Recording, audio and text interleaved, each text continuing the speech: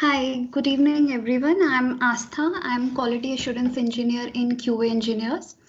I'm giving a demonstration on the topic which is named as principles of software testing.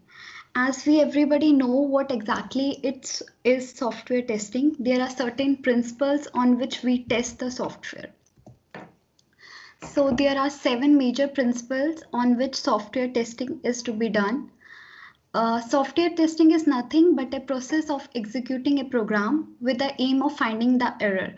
So it is a testing procedure where we execute according to or you can say according to the principles. We just find the bugs and error. It is basically to make our software perform well, and it should be error free. There are 7 major principles. Number 1 is testing shows presence of defects. Second principle is exhaustive testing is not possible. Third is early testing.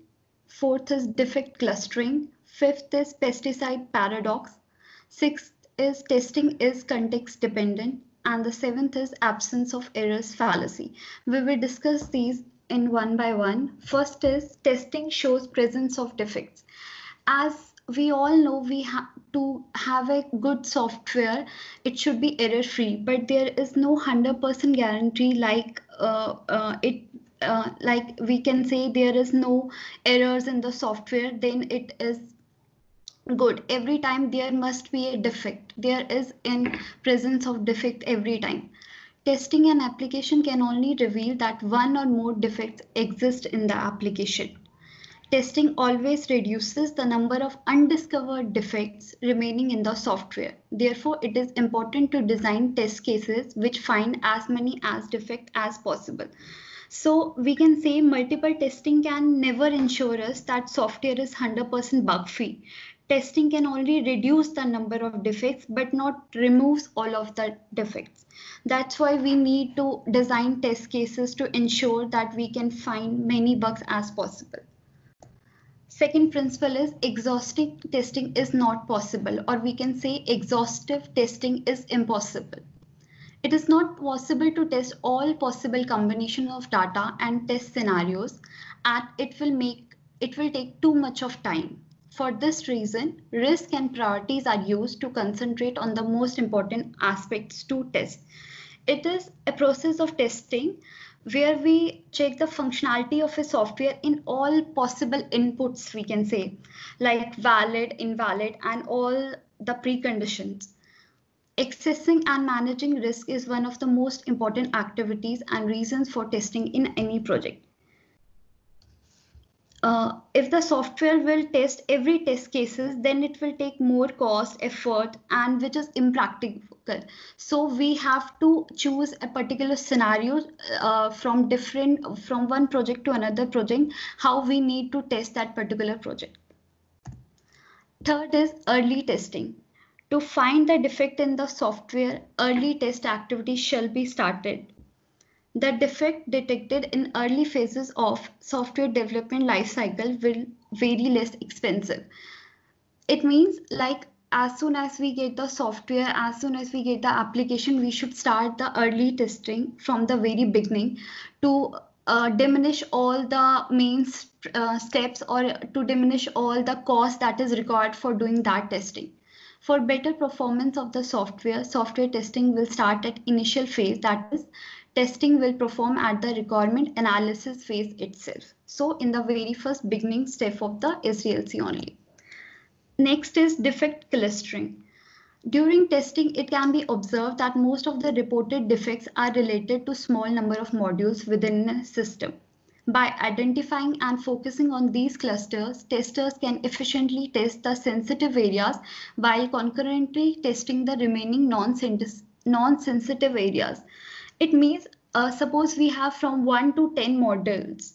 So tester must consider also and prepare the proportional test cases to test the system.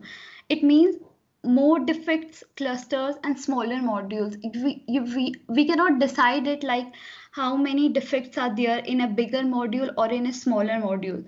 there is a principle called as Pareto principle, which is a software testing principle, which states that 80% of software defect comes from 20% of the module.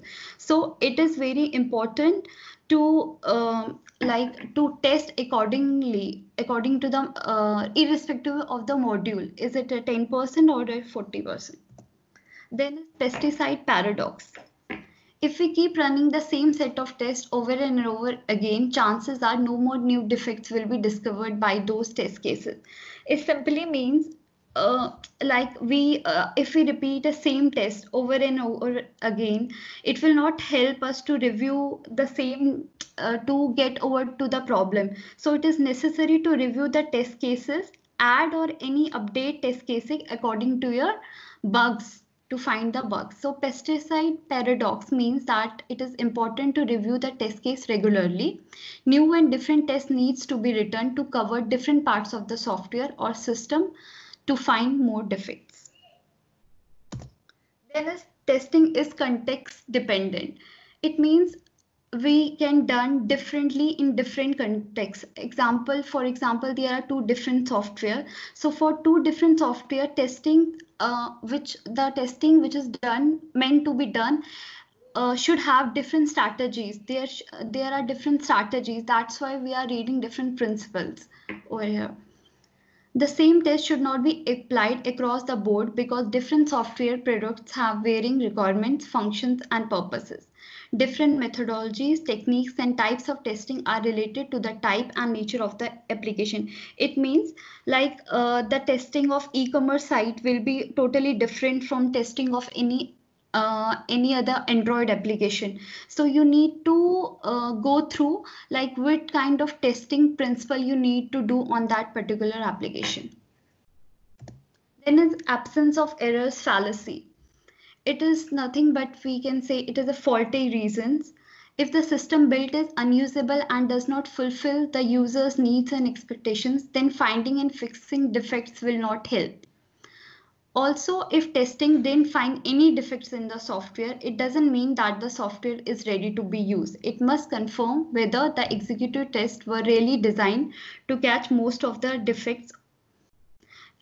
Example, we say if a build software is 99% bug free, but we need it does not need user requirements is unusable or not. It is not necessary that software is totally 99% bug free.